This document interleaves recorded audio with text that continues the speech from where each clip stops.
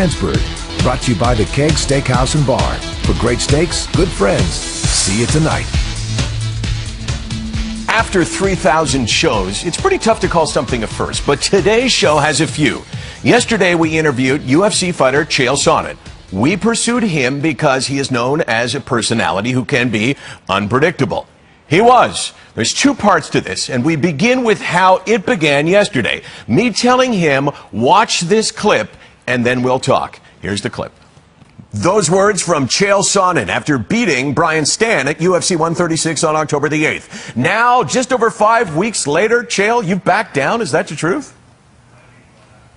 What? You've backed down. Didn't you say that if the offer has expired and you're no longer willing to throw out those terms?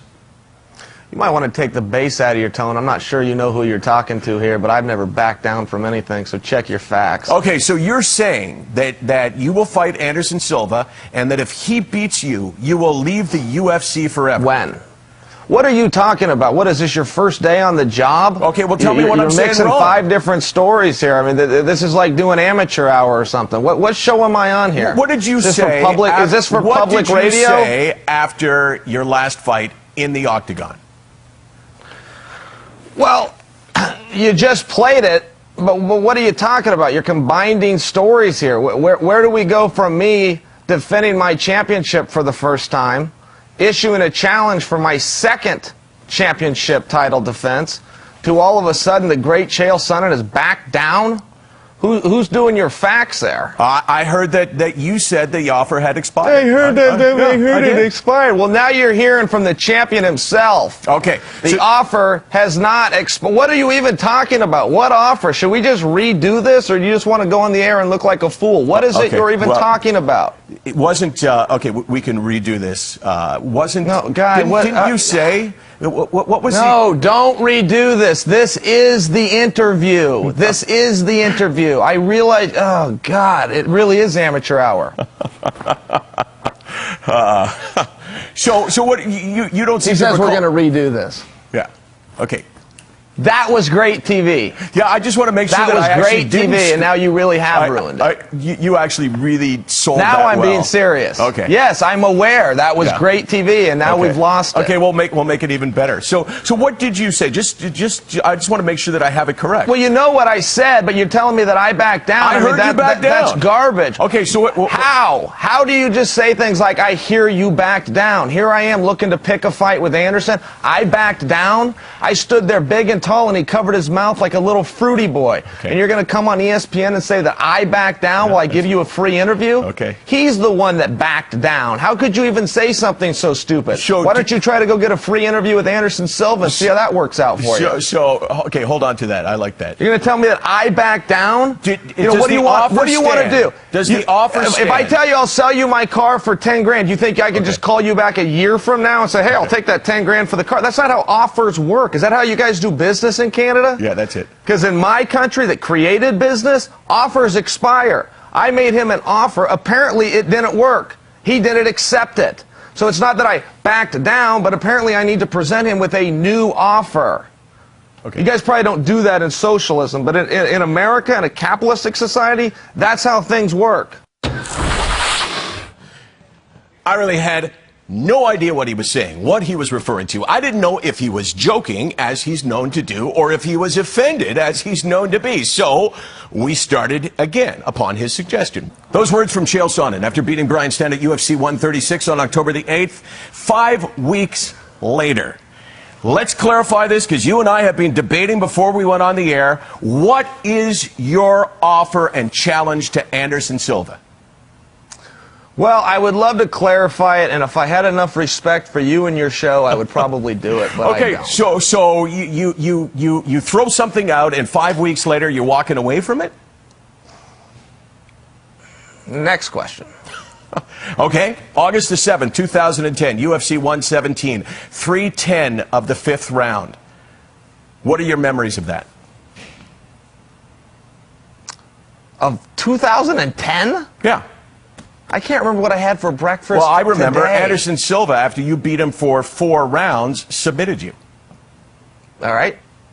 So was that like a trick question? Was this No, like I want to get your thoughts on you a ask guy. A trick question? No, it's not a trick question at all. You already know the answers to? Right. No, my question is. You have a little cheat sheet. Did you write that down on the palm of your hand? No, so I did it right from for here. Today's interview. Have you worked on your jiu-jitsu since then? You certainly look like you had against Brian Stan.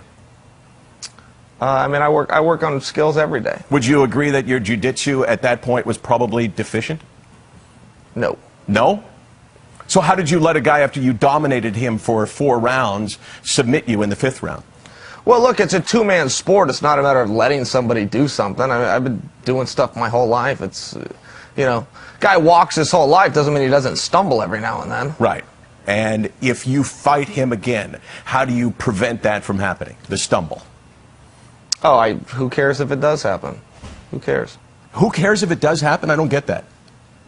I'm sure you don't. No, but what do you mean? Who cares if it does happen? That's why you're a commentator and you don't get locked in the octagon. Right. I think you chose the right career path. It doesn't sound like you got a competitive So you don't bone in your care? body. You don't care if you lose to Anderson Silva? Well, is this like gotcha questions? Let's just move. This is turning confrontational here while I've given up my time to come and give you an interview. Do you have anything pertinent to ask, or are we just going around and around here? Well, I thought that was a pertinent question. I asked you about jiu-jitsu. Well, it's not. It's a stupid question. Okay. So read the little palm of your hand that you wrote your points down on and move to the next one. Let's see if we can actually do something here today. Give the people something to watch. Is the A in MMA, the art, is that dead? I don't even know what mixed martial arts stands for. Okay? I mean, I don't know where that came from. Mixed martial arts is a legal term that can date back to the 2001 Nevada State Legislature. I don't work for the Ultimate Mixed Martial Arts Championship. I'm not a martial artist. I am a fighter.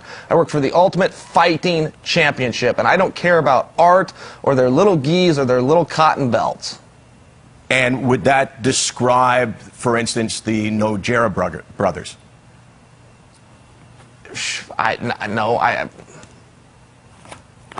What? Well, you're talking about the little gis, and you're talking about Anderson Silva, who's a black belt, right? And he got it from the brothers. And I'm asking you whether your description of the way mixed martial arts shouldn't be describes those guys.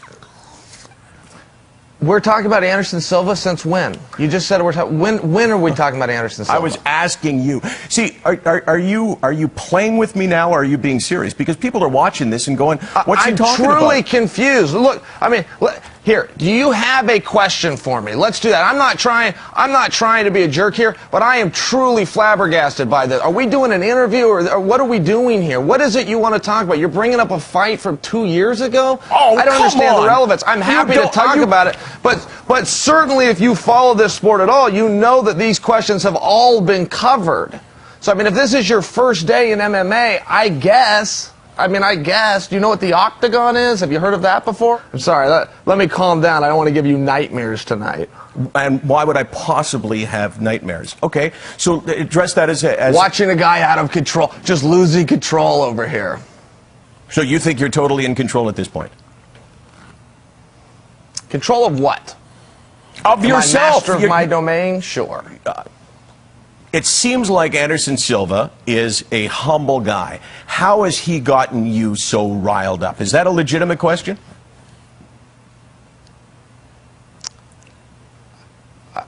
Is that a legitimate question?